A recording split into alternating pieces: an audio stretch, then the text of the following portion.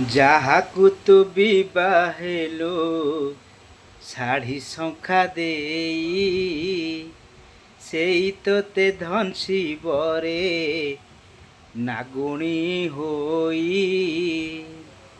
ଜାଣିଛ ଆଜ୍ଞା ଏଇ ଗୀତଟା କ'ଣ ପାଇଁ?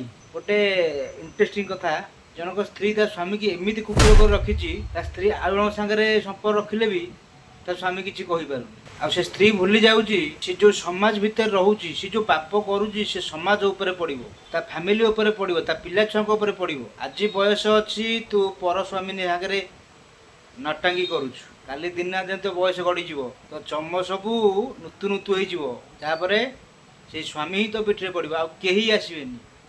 ଆଉ ତୁ ଯେଉଁ ସ୍ୱାମୀ କୁକୁର କରି ନଚଉଛୁ ନା, ସ୍ୱାମୀ ହେଉଛି ଦେବତା। ଆଉ ଏ କଳିଯୁଗର ଦେବତା ସବୁ ପଥର ହେଇଛନ୍ତି। ଆଉ ପଥର ହେଇକି ସେମାନେ ଯେଉଁ ପାହାର ଦେଉଛନ୍ତି ତୁ ଖାଇନୁ। ଆଉ ତୋ ସ୍ୱାମୀ ଆଜି ବି ପଥର ଅଛି, ଆଉ ସିଏ ଯେଉଁଦିନ ପାହାର ଗୋଟେ ଦେବ ସେଇଦିନ ତୁ ଜାଣିଯିବୁ। ତୋ ସ୍ୱାମୀ ଥାଇକି ତୁ ଆଉ ଜଣଙ୍କ ସାଙ୍ଗେ ସମ୍ପର୍କ ରଖିଲୁ, ତୁ ନାରୀ ନୁହଁ ନାଗୁଣୀ। ସେଇ ନାଇଁ କୁହାହେଲା, ଯାହାକୁ ତୁ ବିବାହେଲୁ ଶାଢ଼ୀ ଶଙ୍ଖା ଦେଇ, ସେଇ ତୋତେ ଧନଶିବରେ ନାଗୁଣୀ ହୋଇ। ଜୟ ଜଗନ୍ନାଥ।